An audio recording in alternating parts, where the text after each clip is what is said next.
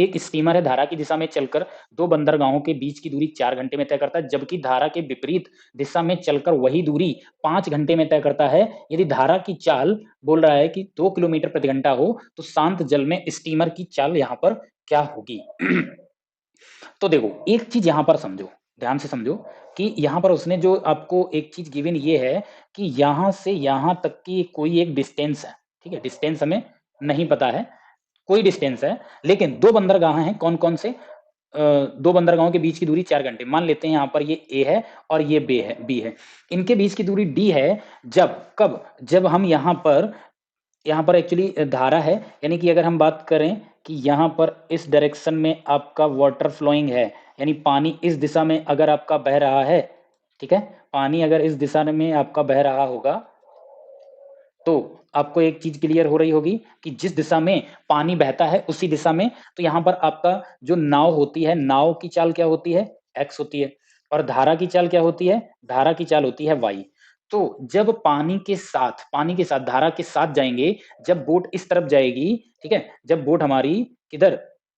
इस तरफ जा रही होगी बोट, इस तरफ ऐसे, तो यहाँ पर नाव की चाल और धारा की जो चाल जुड़ जाएगी। तो इसको हम बोलते हैं धारा के साथ जाने का मतलब डाउन, डाउन स्पीड, ठीक है? डीएस बोलते हैं। तो यहाँ पर x प्लस वाई हो जाता है, ये आपकी स्पीड ऐड हो जाएगी। और जब हम इस तरफ आ रहे होंगे पानी के विपरीत, क्योंकि पानी के खिलाफ आ रहे होंगे, उसको हम बोलते हैं अप स्ट्रीम। तो यहाँ पर जो होती है स्पीड माइनस हो जाती है, क्योंकि बोट इधर से आ रही होगी, पानी इधर से आ रहा होगा, तो पानी है वो बोट को धकेल देगा, तो इसकी स्पीड स्लो हो जाएगी, ठीक है? ये आपकी दोनों स्पीड हैं यहाँ पे। ये किसकी है? ये धारा की दिशा में है, धारा के सापेक्ष है, और ये धारा के विपरीत है, x माइनस वाई।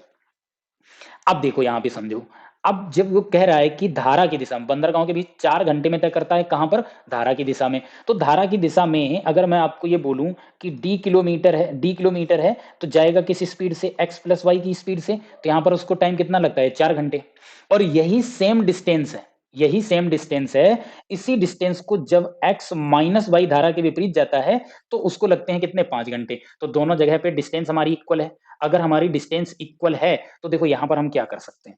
यहाँ अब देखो y यहाँ पर 2 किलोमीटर प्रति घंटा हो, इसमें धारा की चाल दे रखी है, तो यहाँ पे हम क्या करेंगे? यहाँ पर धारा की चाल 2 है, तो दोनों जगह यहाँ हम पुट करा देंगे कितना? 2। क्लियर इतनी बात?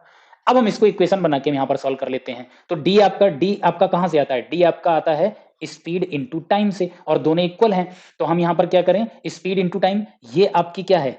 ये आपकी स्पीड है और ये आपका टाइम है। तो जब डिस्टेंस जाओगे तो ये मल्टीप्लाई हो जाएगा कि नहीं हो जाएगा सर? तो आपका यहाँ पर डिस्टेंस मिल जाएगी। अब देखो जब आप x प्लस 2 की स्पीड से जा रहे थे, तो टाइम आपको लग रहा था 4 घंटे, और डिस्टेंस सेम है, इक्वल टू वही डिस्टेंस x माइनस वाई की स्पीड से कवर कर रहे थे, तो आपको लगा था 5 घंटे।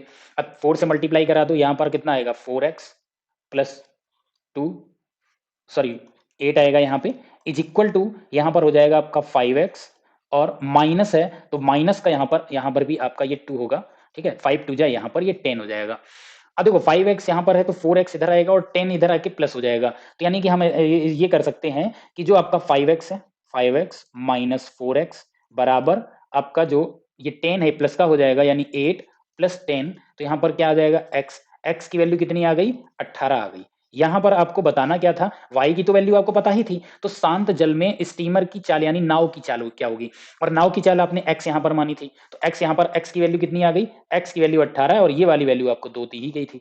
आई होप बहुत अच्छे से आपको क्लियर हो गई होगी बात कि आपका यहाँ पर आंसर किस तरीके से आ गया। तो अब यहाँ पर अगर आपको डिस्टेंस भी अगर पूछता है, मान लीजिए, तो डिस्टेंस आपका यहाँ पर कितना? Speed into time.